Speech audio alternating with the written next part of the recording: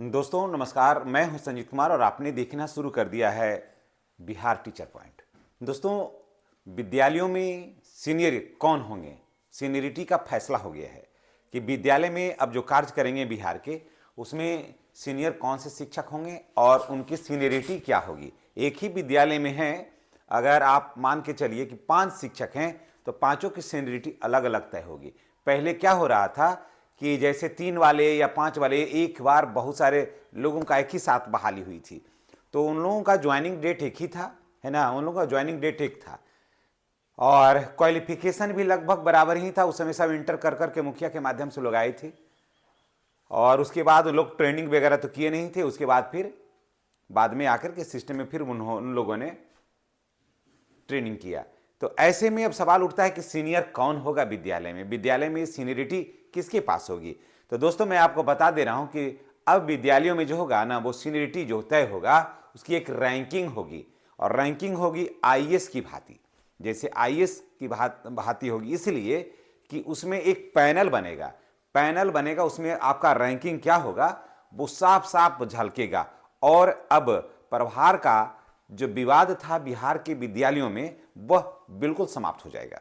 देखिए, प्रभार को लेकर के सबसे ज्यादा विवाद होता है बिहार में और 7,000 से ऊपर आवेदन एक वर्ष में आते हैं। विद्यालयों में शिक्षकों के साथ लड़ाई झगड़ा, गाली गलौज, मारपीट बच्चों के साथ के सामने होता है ये सब। और एक शिक्षक दूसरे शिक्षक से लड़ते हैं और अगला शिक्षक जो है, जो मजा लेने वाला होता है, जिसको विद्यालय में उसको बोलो चुटकट्टा, वो क्या करता है कि वीडियो बनाता है लड़ाई का। वो सुलह नहीं करता है, उसको वीडियो बनाया और सोशल मीडिया पे डाल दिया। इससे क्या होगा कि शिक्षकों का बदनामी होती है, विद्यालय की बदनामी होती है, सिस्टम की बदनामी होती है। तो सरकार ऐसे शिक्षकों से परेशान होकर के, अजीज होकर के एक रैंकिंग बनाया है। इसके लिए ये बहुत ही बेहतरीन होगा और जितने भी अब शिक्षक होंगे उनके बीच में लगभग बिहार में 5,85,000 शिक्षक अभी कार्य कर रहे हैं। उनकी एक रैंकिंग होगी, रैंकिंग के आधार पर ही शिक्षकों का जो है ना वो हो जाएगा, किसको कैसे प्रभार दिया जाएगा ये सब तय होगा। जी हां, बिहार में 1.85 लाख सरकारी शिक्षकों की वरीयता अब आईएएस के तर्ज पर की जाएगी। जी हां, इसमें स्कूलों में प्रभार को लेकर होने वाले विवाद समाप्त होंगे। शिक्षा विभाग ने अनुभव और योग्यता के आधार पर रैंकिंग प्रणाली शुरू की है, जो एक बहुत ही अच्छी पहल है, जिसके तहत वरिष्ठ शिक्षकों को बड़े और कनीय शिक्षकों को छोटे विद्यालय मिलेंगे। अब आप सोच रहे कि ऐसे कैसे होगा, तो मैं आपको बता दे रहा हूं, वो उसमें आपको ये अब नहीं होगा कि आप इसी विद्यालय के हैं। वो रैंकिंग सिस्टम जब आएगा तो बगल वाला विद्यालय में अगर कोई प्रधान शिक्षक नहीं है या आप वहीं के शिक्षक हैं, तो अगर पैनल लिस्ट में आप डिस्ट्रिक्ट वाइज पैनल लिस्ट में आपका लिस्ट में नाम बेहतर है, तो आप बगल के विद्यालय को संचालन करने के लिए आप चले जाएंगे वहां। आप वहां जाएंगे और जिनका नंबर कम होगा, रैंकिंग कम होगा, वो छोटे विद्यालय देखेंगे। यहाँ यानी छोटे विद्यालय कहने का मतलब कि कम नामांकन वाले विद्यालय देखेंगे, और बड़ा विद्यालय कहने का मतलब कि ज़्यादा नामांकन वाले विद्यालय देखेंगे। ऐसा नहीं है कि 1 to 5 के शिक्षक हैं और उनके पास योग्यता बहुत ज़्यादा है तो वो हाई स्कूल जा कर के देखेंगे, ऐसी बात नहीं है। उसी में बड़ा विद्यालय छोटा विद्यालय, प्राइमरी में, मिडिल स्कूल में भी बड़ा विद्यालय छोटा विद्यालय, यानी कि नामांकन की संख्या अधिक या नामांकन की संख्या कम।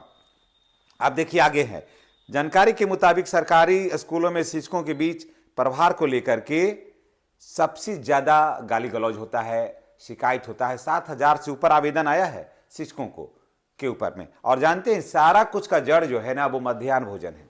अगर जहां पर मध्याह्न भोजन आज के डेट में नहीं है, वहां विद्यालय बिल्कुल शांति से चल रहा है। और अभी तक सरकार मध्याह्न भोजन कैसे नहीं हटा रही है, ये बहुत आश्चर्य की बात है। अगर एनजीओ को दे दिया जाए मध्याह्न भोजन, या एनजीओ बिल्कुल जहां बना रहा है, देखिए को अब खाना अच्छा और खराब, खाना में क्या क्या है, पैसा ही नहीं तो सरकार देती है। 5 रुपया 6 रुपया में खाना कैसा मिलेगा? तो ऐसे में तो खाना पर तो सवाल करना ही नहीं चाहिए। खाना जितना राशि आप दीजिएगा वो ऐसे ही ना खाना मिलेगा। ऐसा नहीं है ना कि 50 रुपया 60 रुपया पर बच्चा मिल रहा है तो उसका गुणवत्ता बढ़ेगा। 5 रुपया 6 रुपया में गुणवत्ता कैसा बढ़ेगा? तो ये बात छोड़ दीजिए। लेकिन विद्यालयों में खाना जो है ना वो बनना ही नहीं चाहिए। अगर मेरे मन से कहिए तो किसी भी कीमत पर विद्यालय के माध्यम से खाना नहीं बनना चाहिए।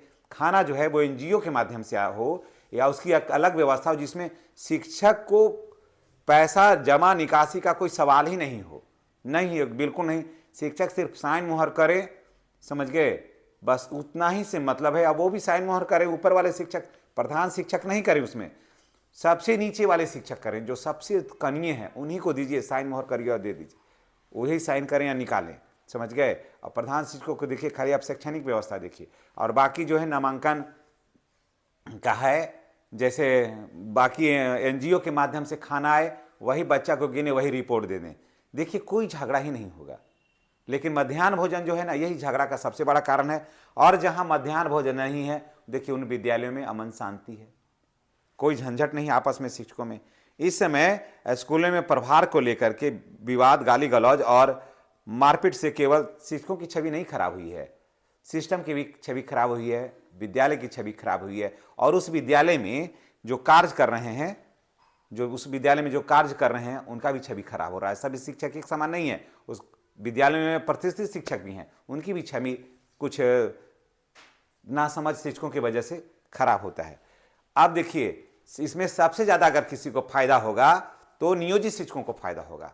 इनके पास अनुभव भी है, इनके पास योग्यता भी है, तो अनुभव को सबसे ज्यादा वरीयता दिया जा रहा है इसमें, समझ गए। इसमें अनुभव को सबसे ज्यादा वरीयता दिया जा रहा है कि जिनका अनुभव सबसे ज्यादा होगा वही रहेंगे विद्यालय के प्रभार में। वहां की बात मैं कह रहा हूं जहां पर प्रधान शिक्षक या प्रधान अध्यापक की बहाली नहीं हुई है। जहां प्रधान अध्यापक या प्रधान शिक्षक की बहाली हो गई है, वहां का नहीं। वहां तो फिर ऐसे हो जाएगा जैसे प्रधानाध्यापक, उसके बाद जिला कैडर के शिक्षक यानी बीपीएस पुराने वाले वेतनमान वाले, फिर 34,540 वाले, फिर नियोजित शिक्षक, फिर विशिष्ट शिक्षक, उसके बाद बीपीएससी टीआरई 1, टीआरई 2, टीआरई 3 के शिक्षक, ऐसे करके होंगे।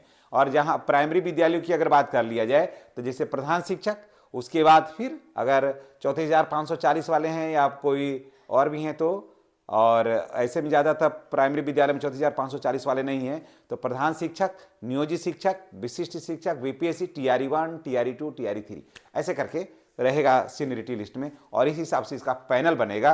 तो जब पैनल बन जाएगा ना, तो कहीं कोई झंझट नहीं होगा और आपका लिस्ट जो है ना वो साफ साफ झलकेगा कि आपका रैंकिंग क्या है, समझ गए, आपका रैंकिंग क्या है। और जिनके पास जो रैंकिंग में सबसे आगे रहेंगे, शायद उन्हीं को नहीं पता रहेगा कि वो सबसे आगे निकल गए हैं और अब उनको प्रमोशन के तौर पर अगला विद्यालय कहीं मिल रहा है।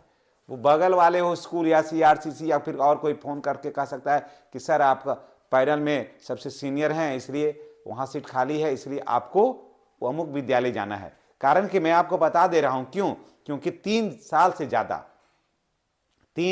ज्यादा अब नए सत्र से 3 साल से ज्यादा अब किसी को भी एक विद्यालय में रहना ही नहीं है। हर 3 साल पर उसका ट्रांसफर होगा, भले ही 1 किलोमीटर आगे वाले विद्यालय या 1 किलोमीटर पीछे वाले विद्यालय में क्यों नहीं जाएं, 3 साल तक ही रहना है अब बिहार के विद्यालयों में। तभी गुणवत्ता में सुधार आएगी। और लंबे समय तक एक ही विद्यालय में जमे रहने से क्या होता है कि वर्चस्व की लड़ाई हो जाती है और आपसी तालमेल भी जो है ना वो खराब हो जाता है। तो चलिए दोस्तों, इसी के साथ मैं आपसे विदा लेता हूं। नेक्स्ट वीडियो में हमारी और आपकी फिर मुलाकात होगी। चैनल पर नए हैं तो चैनल को सब्सक्राइब करिए, बेल आइकन को दबाइए ताकि वीडियो का नोटिफिकेशन जो है वो आपको मिलता रहे। और इस रैंकिंग में भी जितने भी नियोजित शिक्षक हैं वो सारे को पछाड़ते हुए आगे निकल रहे हैं। तो चलिए, धन्यवाद। और अगर आपको हमारी बात पसंद आई तो चैनल को सब्सक्राइब करिएगा और वीडियो को अधिक से अधिक शेयर करिएगा। जय शिक्षक, जय बिहार।